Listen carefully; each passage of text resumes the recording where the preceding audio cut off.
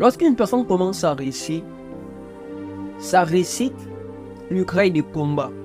À la place des fois de lui créer certaines faveurs. Oui, la réussite crée aussi certaines faveurs. Mais c'est comme s'il y a plus des ennemis que d'alliés. Il y a plus de profiteurs que de personnes vraies qui sont là autour de toi.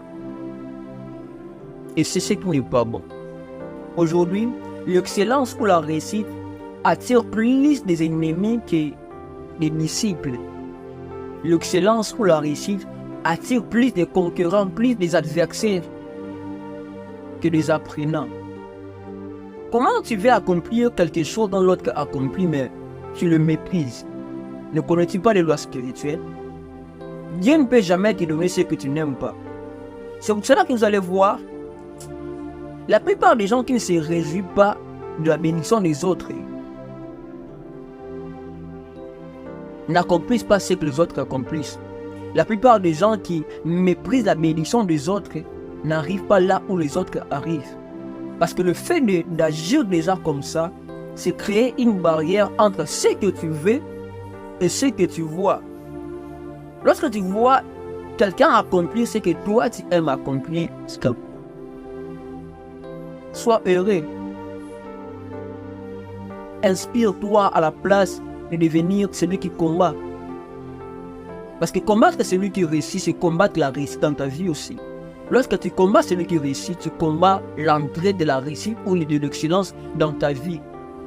À la place que la réussite puisse susciter des apprenants, des écoliers, des gens qui viennent pour questionner, pour avoir des raccourcis, ça suscite des gens qui créent des combats, qui combattent. Agir comme ça, c'est empêcher même à Dieu de t'exaucer. Parce que tes prières ne collaborent pas avec ton attitude. Tu demandes à Dieu de réussir dans ce que tu fais, mais quand tu vois quelqu'un réussir dans ce même domaine, tu le méprises. Non.